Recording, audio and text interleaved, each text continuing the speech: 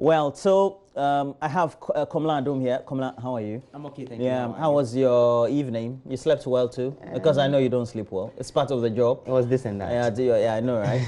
I want to say good morning to a good friend of mine. He teaches at the Vakpo Senior High School, Elom Ashiagbo. Good morning to you. Okay. I'll come and visit you during the Christmas. Grass cutter should be on the plate. And I'm expecting that Juliana, that's your wife, Edem Kuche, should be the one who will preparing a grass cutter for me. Wow. I'll pass through the go to Pondo, Wusuta, and some of those areas.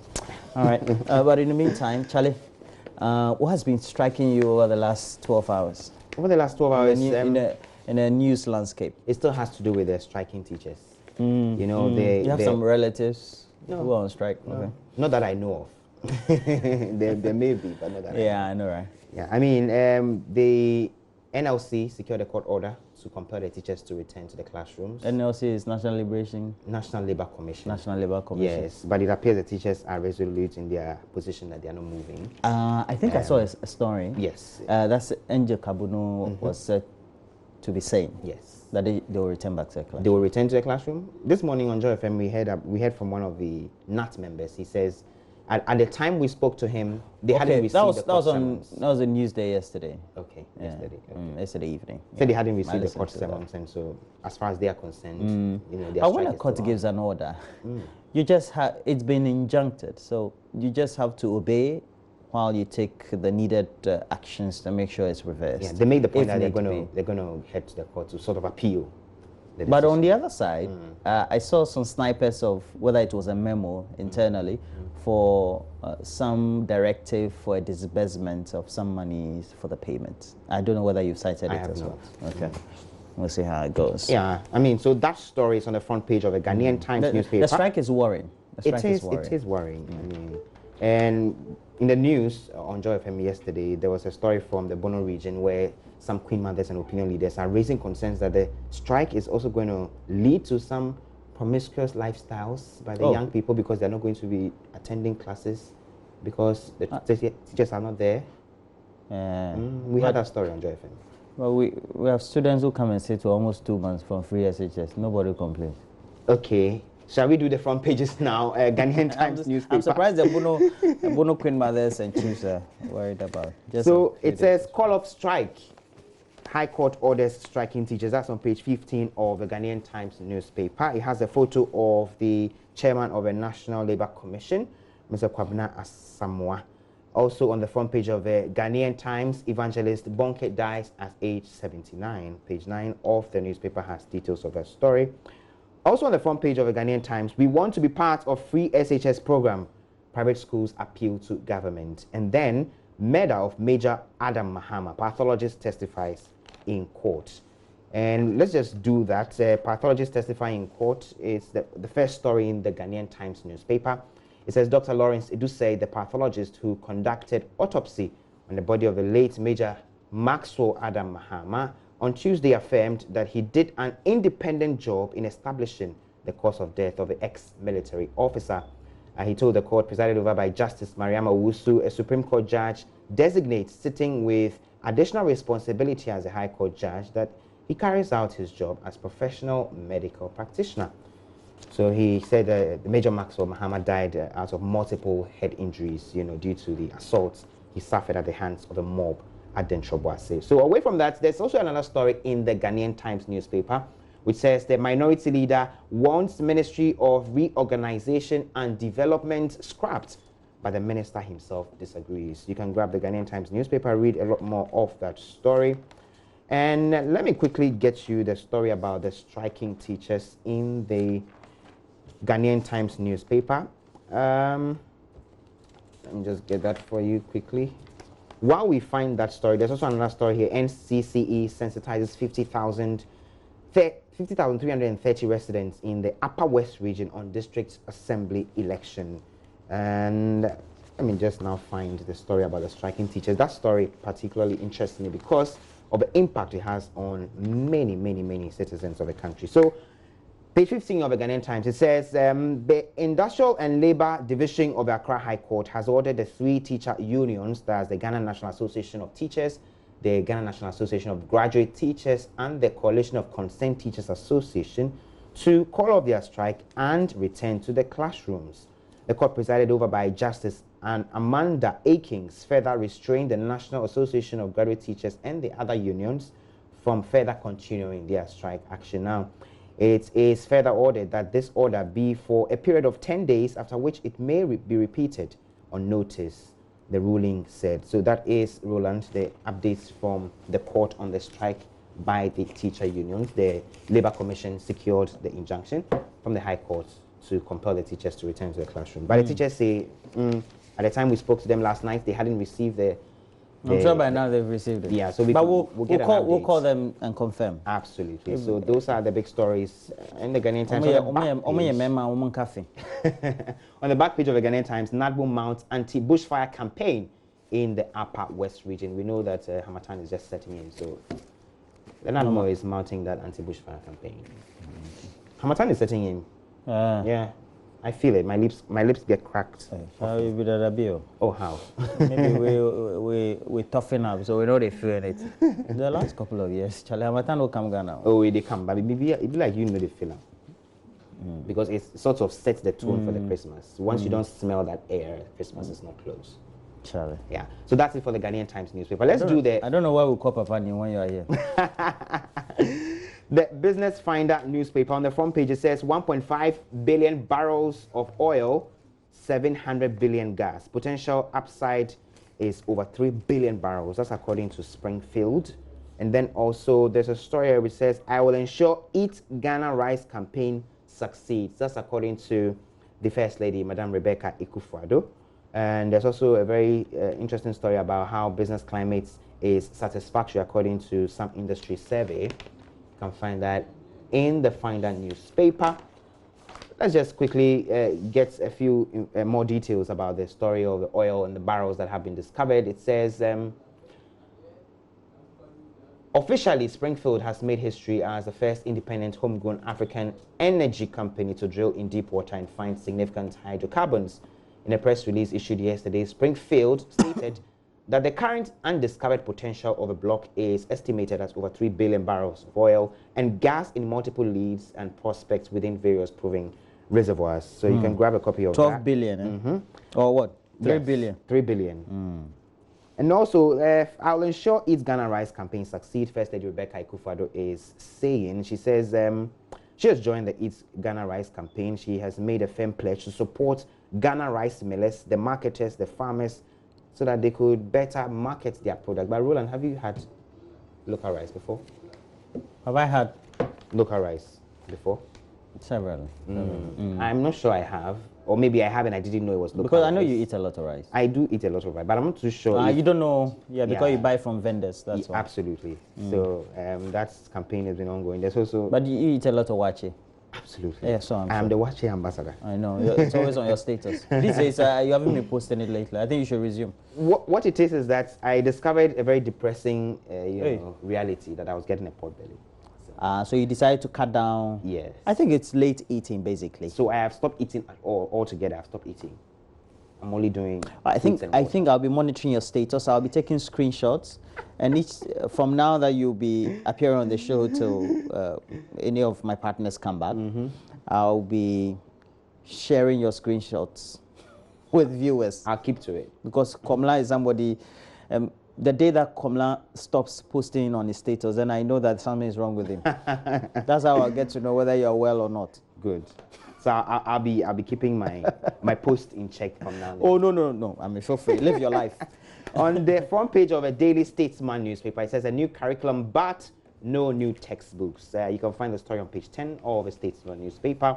Banner headline here says, the future is bright for Ghana. Alan outlines Ekufuado's industrial transformation agenda. And also, Senior Minister takes Auditor General surcharge to court. We brought you that story also on Joy FM. That story was, part of a bulletin.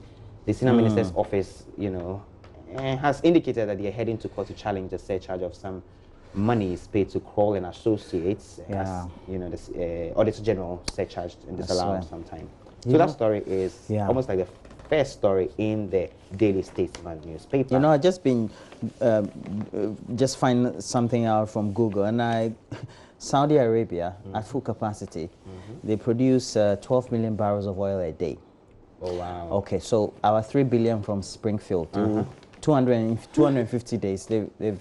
Now it will take Saudi Arabia only 250 days to exhaust that field. Yeah. Wow. It's quite interesting how, you know, the world, but I there are mean, some countries that don't have at the oil all. at all. Yes, yes, absolutely. Wow. So there's also another story. MP for Kwesimintim leads constituency in cleanup exercise. So it looks like everybody is joining this clean Ghana exercise, meaning individual schools, corporate organizations, etc. The front page of a Daily Statesman newspaper, this is a story that's been running for some time. Imani Africa survey on Ghana's cocoa sector not appropriate, according to farmer groups. And also, I'm sure later on the show we'll be having a discussion about their latest manifesto report. Yes, I think we can bring some viewers updates on the slides we have. I think absolutely. I mean, essentially, the manifesto scorecard was assessing the promises made by the NPP, you know, then party, now government, and the number of promises they've been able to fulfill so far. So according to Imani, they assessed 510 promises in total made by the NPP. Out of the number, just about 120 of those have been achieved. The others are either being partially rolled out or haven't been touched at all. And so they put the score at 48.78% in terms of achievement of the promises they made. And of importance to me and many people is the score on corruption. So under governance, they have corruption, public accountability. That score was 23.6%. That was almost like the lowest on the block, 23.6%. Means, according to them, they made a number of promises in this space to fight corruption. Out of a number, yes, they've set up the Office of a Special Prosecutor. Yes, they have passed the RTI bill.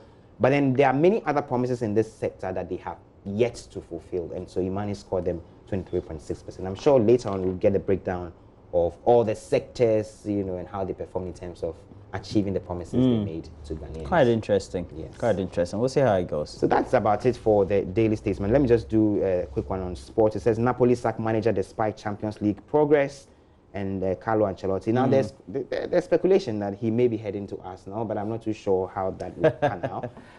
Yeah, you know, and I'm not an Arsenal fan. It's only Arsenal fans that could tolerate, you know, reject. Oh, but Ancelotti is a great guy.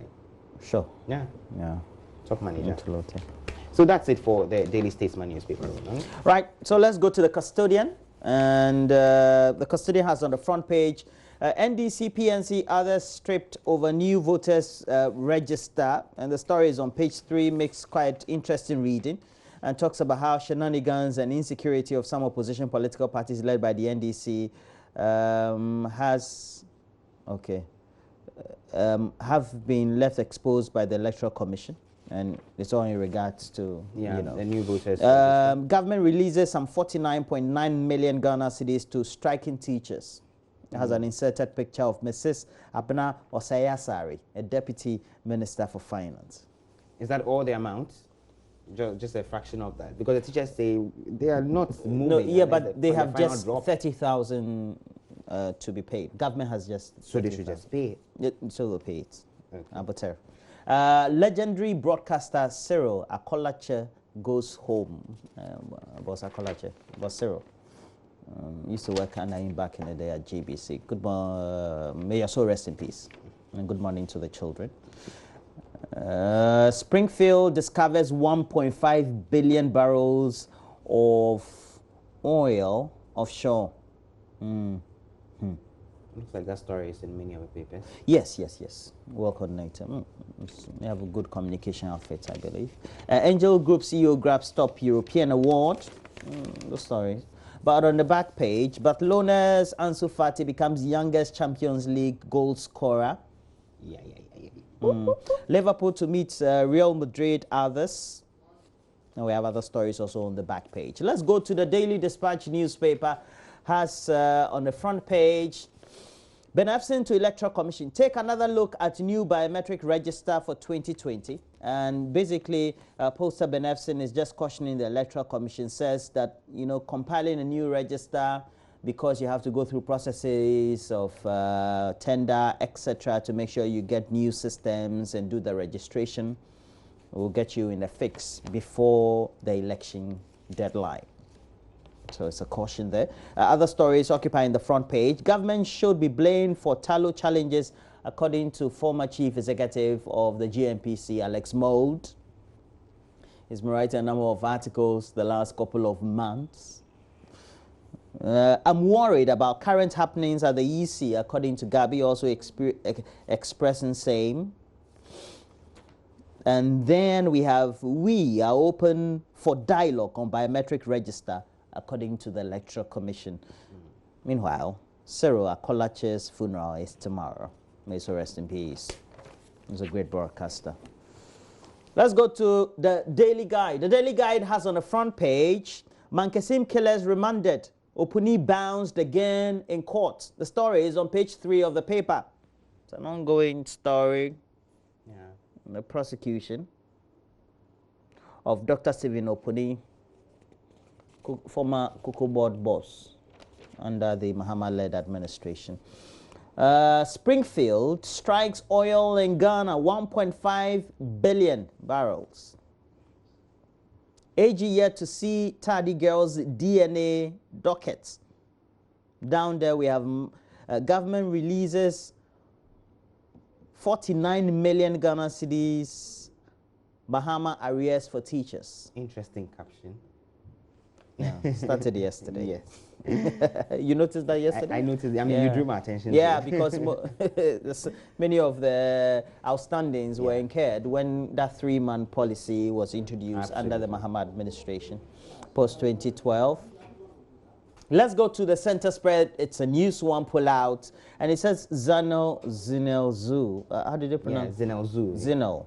Zinelzu Blast, organizers of Cardi B concert. I'm told that you also there. You got disappointed. No, I wasn't there. I mean, I'm not a celebrity. I wasn't invited too, so I wouldn't have been there. Maybe they go cover. No. Maza. Becky would have been there. Not me. Becky was there. Hey, Becky.